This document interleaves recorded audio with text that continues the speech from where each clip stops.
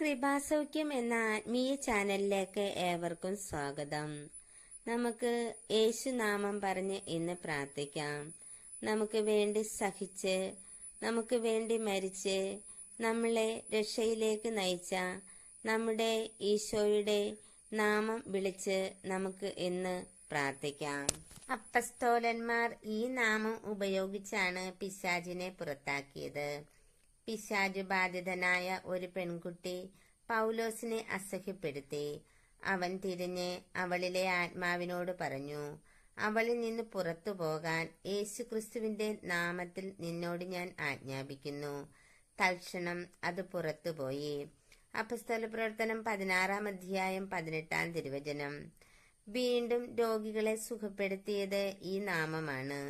പത്രോസ് പറഞ്ഞു, വെള്ളിയോ സ്വർണമോ എന്റെ കയ്യിലില്ല, എനിക്കുള്ളത് ഞാൻ നിനക്ക് തരുന്നു. നസ്രായനായ യേശുക്രിസ്തുവിന്റെ നാമത്തിൽ എഴുന്നേറ്റ് നടക്കുക. അപ്പസ്തോലപ്രവർത്തനം 3-ാം അധ്യായം 6-ാം തിരുവചനം.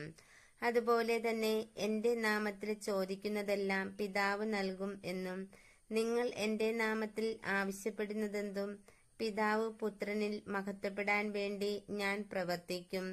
യോഹന്നാൻ 14-ാം അധ്യായം 13-14 തിരുവചനങ്ങൾ എന്നുള്ളതും ദൈവവചനത്തിന്റെ വാഗ്ദാനങ്ങളാണ്.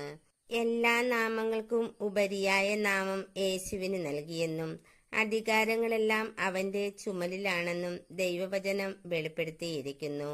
നമുക്കും വിശ്വാസത്തോടുകൂടി ഈശോയുടെ നാമം വിളിച്ച് അപേക്ഷിക്കാം.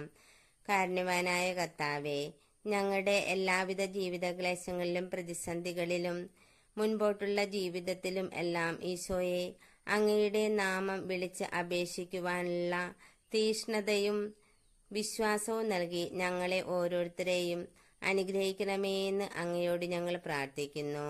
പരിശുദ്ധ അമ്മേ മാതാവേ, അമ്മയുടെ വിമല ഹൃദയത്തിലേക്ക് ഞങ്ങളെ ഓരോരുത്തരെയും സമർപ്പിച്ചുകൊണ്ട് പ്രാർത്ഥിക്കുന്നു. അമ്മ വചനം സ്വീകരിച്ചതുപോലെ ഞങ്ങളും വചനങ്ങൾ സ്വീകരിച്ചുകൊണ്ട് ഞങ്ങളുടെ ജീവിതത്തിലെ ഉണ്ടാകുന്ന ക്ലേശങ്ങളിലും ബുദ്ധിമുട്ടുകളിലും സഹനങ്ങളിലും അതിനെയെല്ലാം അതിജീവിക്കത്തക്ക രീതിയിൽ യേശുനാമം വിളിച്ചപേക്ഷിച്ചുകൊണ്ട് ജീവിതം വിജയിപ്പിക്കുവാനുള്ള കൃപാവരം ഞങ്ങൾക്ക് ഓരോരുത്തർക്കും നൽകി അനുഗ്രഹിക്കണമേ. യേശുനാമത്തിന്റെ ശക്തി ഞങ്ങൾക്ക് ഓരോരുത്തർക്കും മനസ്സിലാകുവാൻ വേണ്ടി അമ്മ ഞങ്ങൾക്ക് വേണ്ടി മാധ്യസ്ഥം വഹിക്കണമേ എന്ന് അപേക്ഷിക്കുന്നു. മാർക്കോസിന്റെ സുവിശേഷം 16-ാം അധ്യായം 17-ാം തിരുവചനം.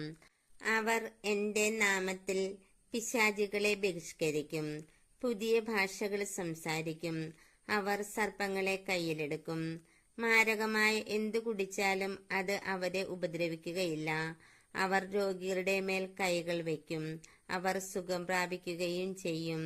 ഈശോയെ, ഈ വചനത്തിന്റെ അനന്ത യോഗ്യതയാല് ഞങ്ങളെ ഓരോരുത്തരെയും വിശ്വാസത്തിന്റെ തീഷ്ണതയാൽ നിറച്ചുകൊണ്ട് വചനത്തെ മുറുകെ പിടിച്ചുകൊണ്ട് ജീവിക്കുവാനുള്ള കൃപാവരം ഞങ്ങൾക്ക് ഓരോരുത്തർക്കും നൽകണമേ. മഴയും മഞ്ഞും ആകാശത്തു നിന്നും വരുന്നു, അങ്ങോട്ട് മടങ്ങാതെ ഭൂമിയെ നനയ്ക്കുന്നു.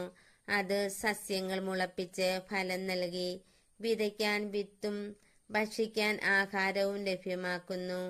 എന്റെ അധരങ്ങളിൽ നിന്നും പുറപ്പെടുന്ന വാക്കും അങ്ങനെ തന്നെ. ഫലരഹിതമായി അത് തിരിച്ചു വരില്ല. എന്റെ ഉദ്ദേശം അത് നിറവേറ്റും. ഞാൻ ഏൽപ്പിക്കുന്ന കാര്യം വിജയപ്രദമായി ചെയ്യും.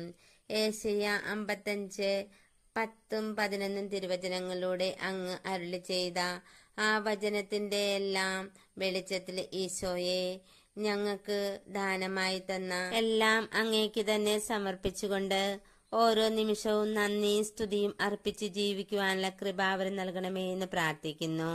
ഈ പ്രാർത്ഥന എല്ലാ മക്കളിലേക്കും എത്തിച്ചേരുന്നതിനു വേണ്ടി ഈ ചാനൽ ലൈക്കും സബ്സ്ക്രൈബും ഷെയറും ചെയ്യണമേ. അടുത്ത വീഡിയോയുമായി വരുന്നതുവരേക്കും എന്നോടൊപ്പം പ്രാർത്ഥിച്ച് ധ്യാനിച്ചു കൊണ്ടിരുന്ന നിങ്ങൾക്ക് എല്ലാവർക്കും ഞാൻ യേശുനാമത്തിൽ നന്ദി പറയുന്നു. ആമേൻ.